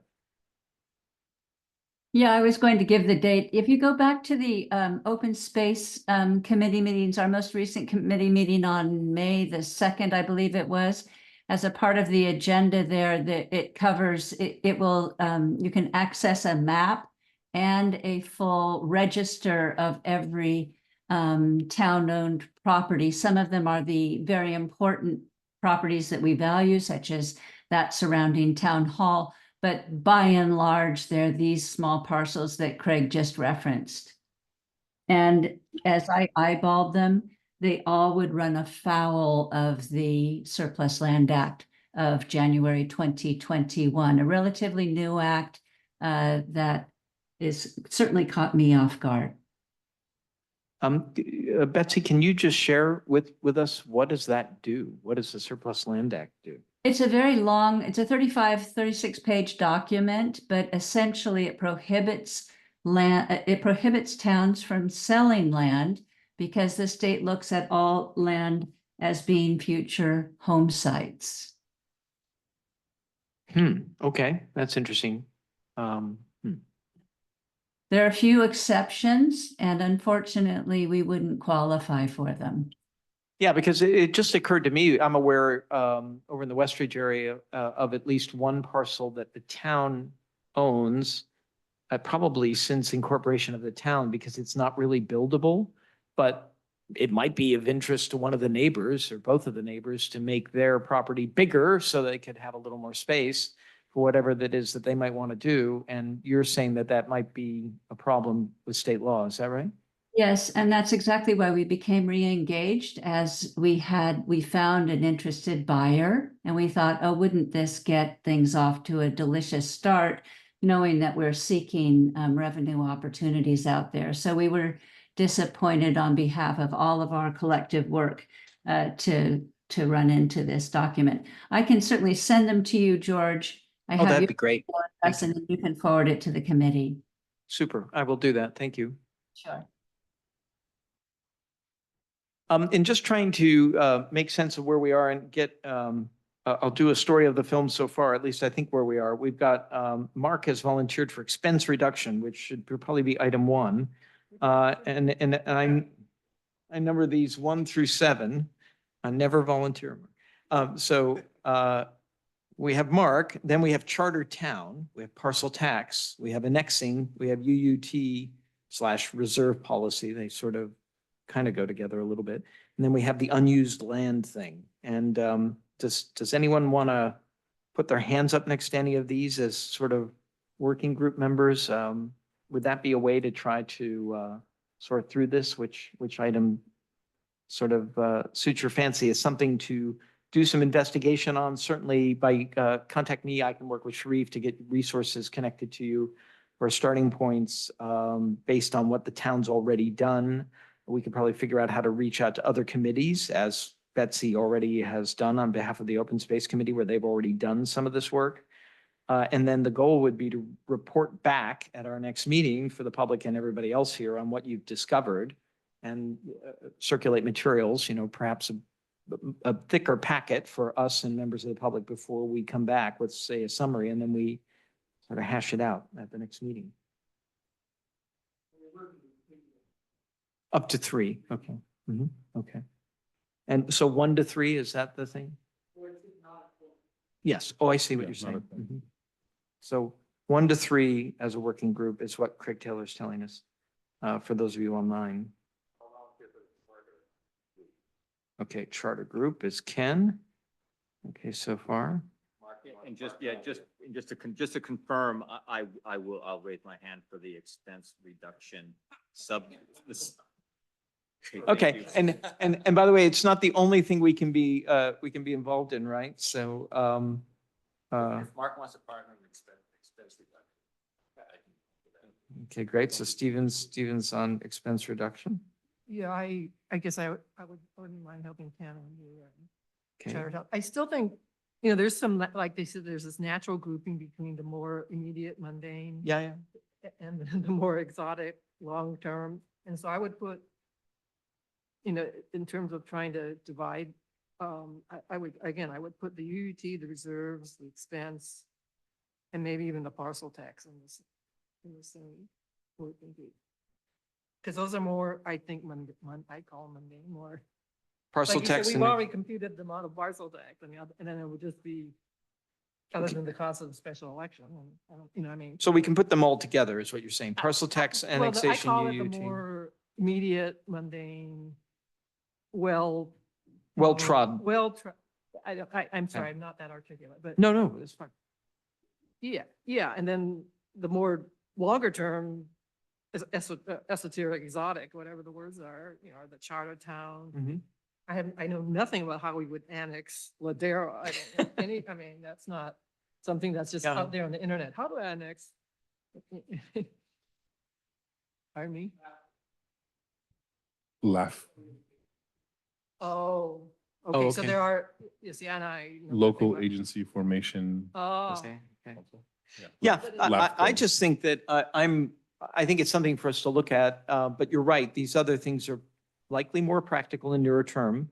But thinking of more audacious, out of the box stuff like that, I think is useful because one, it's doing our due diligence. And as Sharif pointed out, if you had a little tiny boutique hotel at Ladera right down the street from the Rosewood, I mean, that would generate a lot of tax revenue. It's probably not the kind of thing that really fits with the town, and it would be a very big lift, but at least we can look at it. George, one thing I forgot to mention just in the middle of all this is that you have my commitment as town manager, you have Tony's commitment. I'm putting him on the spot. But, call it expense reduction or expense integrity, whatever you want it to be, because just, slashing the expenses is one thing. But you have my commitment. We're doing a user fee study. One of Tony's homeworks in very short order is to RFP out for a user fee study. That was on hold. So make sure we're capturing our costs for all the departments moving forward. Well, also is the more intensive Nexus study, which then takes a look at our building and planning fees, all the different pieces to make sure we get that in there. So there's other endeavors that we're doing internally, right? Or as town staff that are in conjunction with this is, in order to gain more revenue, we have to look at our user fees, our Nexus study, all the other pieces moving forward, grant opportunities. Once we get our act together, for lack of a better term, we get our audits in place, we can then search and look for other grant opportunities that are out there. So there's many things in conjunction with these 4 or 5 pieces moving forward to get us to that end of what we're going to ask for the community moving forward in a safety measure or some sort of measure moving forward. Yeah, that's helpful. I sort of put number 1 less as expense reduction, although that's part of it, is more in my mind is value for money category, right? How do you make certain everyone's getting better service for less cost or what have you? And a lot of that could be the permanent staff versus consulting ratio and everything. And it goes back to cost recovery and then also what you bill for. And so, Okay. planning and building has a cost recovery model. You get back what you expense out. Other things are all general fund, other things are grant funded, so it becomes much more detailed, which we'll talk about in Okay. the subcommittee. So we'll recap where we are so far. We've got Mark and Stephen on value for money, expense reduction. Chartertown, we have Ken and Michelle. I'm happy to sign up for the mundane parcel tax and UUT stuff, since nobody has put their hand up yet. Parcel tax, UUT, and annexation. Those are the things you. Well, no, you put those together. You lumped those together. You said they were. No, I said that's the more exotic. Okay, well, well, then to I'm me- doing exotic. Okay, Okay, that's well, fine. I'll do whatever nobody all right, else has signed up all right. for, and I'd love help if Thank anyone you. wanted to help. Thank you, Josephine. So maybe Ken will join you. Ken. who's I'm not happy here. to Not- join in not and here, help Bill. you with anything. Chris- So Chris I'm will just help? Trying to feel it out here. Okay, Chris. I'm will- definitely, willing to look at the reserves if Yeah. that's not, And I'll bet you that Bill Urban would like to join. okay. Okay. All right. Be good to partner with. an Yeah, Chris, experienced member. the reserves have long been a concern of Bill's that he has come I'd to love to independent. look at it with Bill then. How's that? Okay, that's great. And will you help me on the other ones too? Yeah, sure. Brilliant. Yeah, Thank you so absolutely. much. Okay. Good. All right, I think we've got a couple of people signed up for each of these things, and happy to entertain conversation about how we can investigate all of this, but obviously as a working group, you can do that as your first offline sort of emailing or having Zoom or a cup of coffee or whatever you want to do together to figure out how to sort out how to assess this and apply Ken's framework or your own modification to it. I was just going to comment, actually, Ken, thank you for taking the time to actually list out a very thoughtful set of criteria. And I would just say that at least, I'll speak for myself anyway, that actually we'll try to map the work that we do to the framework.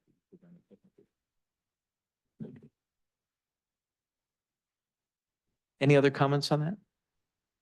I see Betsy has her hand up. Betsy? Quick comment, Wait, just Chris? why don't we lay out like some top level milestones, right? If we know we're going to do a readout, sounds like we need to do a readout in 2 months.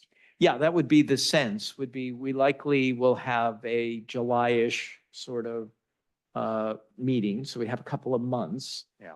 And the notion would be to come back with some data about with filling in the framework, and then we can kick that around.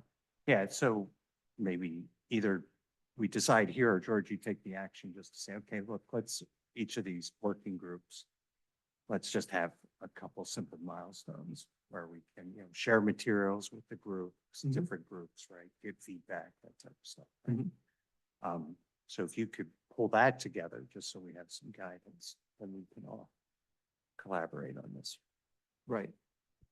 And we will do our best as staff to get some information to you all as well. There's a lot of matrices that are out there that the state of California puts out or our consulting group puts out.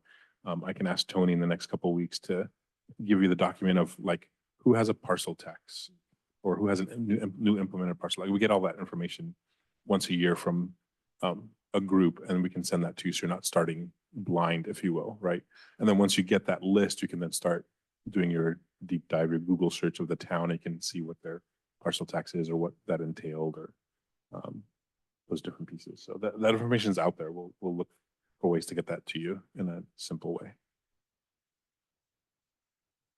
Sharif, I'd just like to recommend that when you look at user fees, the study you're going to do, that you also look at what the town charges for leases of land that it has, in particular parking lots at various places. Top of the list for sure. Betsy, you have your Yes. hand up. Yeah, thank you so much. One question of, easy question of information. I heard Ken sign up to cover our reserve policy. Is Ken serving on his own or was there someone I missed? And then I had a request of that subcommittee, and that would be to define what our town reserves. The definition that I saw floated out on the April 24th meeting suggested that essentially most every fund that was not part of the operating general fund was considered a reserve. So that was different from my understanding of reserves, and it would just be nice to have a clear definition of it. Okay, my understanding is that on reserve policy, that's going to be Chris Rittler and Bill Urban. And we're sort of volunteering Bill in his absence. So that's always a little risky, but he's Thank- long been interested in the topic, so we're confident. George, for the sake Okay, of the minutes, could you please summarize what you think people have volunteered for? Yeah, I think on, Slowly, okay, because I have to write this down. yes, on expense reduction slash value for money, that's Mark Mark and, and And Stephen. Stephen. And then on Charter Town, that's you and Ken. right. And then on parcel tax annexation in UUT, that's me and Chris. And we'll see if Bill is interested, since I know he's been in the So past. you're on three things, UUT, parcel tax, then Annexation, yeah. And then a reserve policy is Chris and Bill.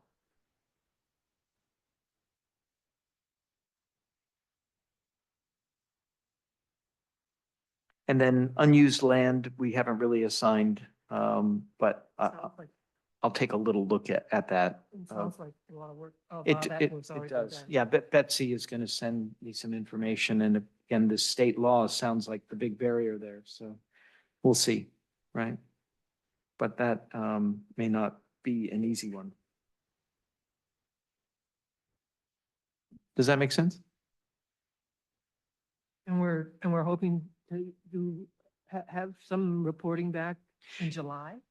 Is that what we're saying? Yeah, initially, just starting to fill out provisionally Ken's format with just some basic information. It doesn't have to be exhaustive. And by the way, if something looks attractive, there's going to have to be a lot of more data diving, assessing public opinion, et cetera. But just a first pass on that. And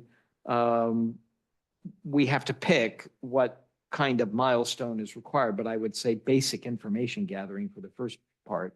Just by way of example, coming into this meeting today, I had no idea what California is charging, charter towns charge for document transfer taxes when you sell a parcel, right? And, you know, just looking at Google for a few minutes gave a bit of information, but the folks focusing on that can come back and say, look, this is how it works.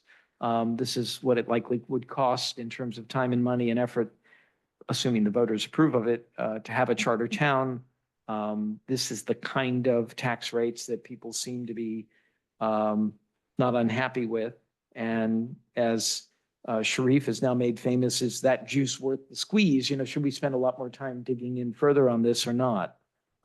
With a top level pass on that. I think we can go a little bit deeper on parcel taxes and user utility tax. We already have the latter, and the former has been done here for the schools and for other purposes, so we know how that works too. And so that's a little more defined. Annexation is a little more open-ended out of the box. So it's just an initial having some subject matter experts now on it who know a little bit more than the rest of us.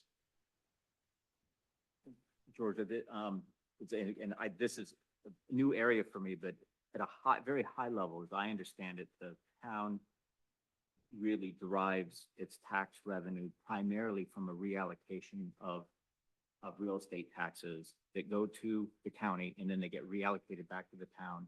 That's the biggest portion of it. And then there's the second biggest portion of it is really the fees that the town charges primarily for real estate transactions. So those are the two big buckets, but by far the biggest bucket is this reallocation. Taxes paid locally from homeowners to the county, they come back. How Yeah. confident is the group generally that, because I'm all for having more taxes paid here come back here. Yeah. So that's not on this list at all. So, but I'm presuming that we're all collectively confident that we are getting the maximum amount back. Is that correct? That's why that's not on the list? That's what the comment about TEA. Yeah, your mic, turn your mic on so people online can hear you. I said, no, we aren't confident of that, because TEA is where we are advantaged. And the county didn't give it to us once. We fought for it and we got it. What's TE? Tax equity allocation or some such thing. There was a law passed where low tax cities were to get, I think, 7%. San Mateo County is the only county in the state of California that failed to do that. I was on the grand jury and we researched that. And the state auditor missed it as well. Mhm. We finally asked for it and got some of it back, not all of it. So the answer is that's not a huge difference. But the answer is, that question is being asked now and we're getting the answer to that to make sure that we're comfortable that we're getting everything that is entitled to Portola Valley. So we have a consultant working on that and she has the answer for us. Okay, got it. Therefore, I will then make the conclusion that it's not worth having a working group for that purpose. We've already Is that got Not the for the answer. working group. We have our consultant working on it. Probably not. Yeah, I recommend to everyone who hasn't seen it, the March 25th meeting of this committee, sort of the first 20 minutes or so, maybe half an hour is Paula Cones, who's sort of property tax expert of the stars sort of thing. She is so expert that I thought I understood it at the end of her presentation, and then an hour later I didn't understand it again, but she gives a compelling talk on it.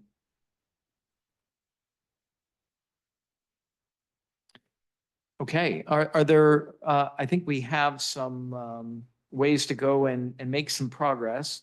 And I know Chris would like some firmer milestones for the next meeting, so would I, but I think at this point, we can table the exact milestones because everyone needs to get together. Yeah, I mean, my proposal would be just, George, that to help synchronize the working groups. I Okay. mean, You could just lay out some milestones. I mean, happy to help you with it, but just handful of milestones so that we're all working towards the same That's great. timeline. Okay, And I great. would think we're gonna probably share information with each other to leverage each other and say, hey, look, we found this. Anybody have a thought on it? Right? That's the way I would roll with this. Okay. So yeah, just Okay. not trying to over-engineer. keep it No, that sounds simple. fine. Okay, great. So we'll work on that I'm offline. trying to figure out the timelines that we have. And one thing related to that is probably for Sharif and Tony. Knowing who a point of contact would be on the town staff that we can work with. Maybe you know all those, George, but I Oh, the can't town assume staff we all is- know that. The town staff has changed quite a bit. I'm using Sharif as my quarterback into town resources. Yeah. If So that's for any of these, appropriate. like, well, who would you want us to work? Moving with? forward, it'll be TONY. So. No, it would be Tony moving forward, Tony. but yeah, I think for just ease of use and a more timely response, we're gonna have Tony once he gets on board, but you can certainly go through me and I can certainly forward. As soon as we know who you want us to work Yeah. with, we will. But very good question, Yeah, for sure. just in case it's different people. Okay. Thanks. All right. I think, is there more discussion on these topics tonight? So no, but just to summarize, you will be sending us information first on resources and, I wouldn't say necessarily first, just as you're reviewing, I'll start sending you information. Things that I can find easier, Tony and I will sit down and we'll get that to you. So oh, I'm sorry, so we should just start I will just touching start. the Yeah, internet, which is, I think, yeah. Yeah, and if you guys have any questions for Sharif and you don't know who to reach out to, just send messages to me and I can. And you'll be surprised literally how much the Google search does turn up because we're all government organizations. It's gotten very good in the last year or two where we try to find information on San Bruno, for example. It comes up very quickly and then it's all laid out. Well, and as a starting point, I'm a big fan of some of the newer AI tools. Like Bing Copilot is quite good at giving you not just a well-reasoned few paragraphs on something, but complete with hyperlinks to the source the AI was using, which often saves a lot of searching through direct to find something good. It's not always fantastic, but some of these tools are really time savers when you're kicking off research. Anything else, members of the public? All right, I think we've concluded our business. Do I hear a motion to adjourn? Okay. Thank you, everybody, for Everyone, your thank you. time, your We are effort, your adjourned. commitment. We really appreciate your dedication. Thank you. at 5:55.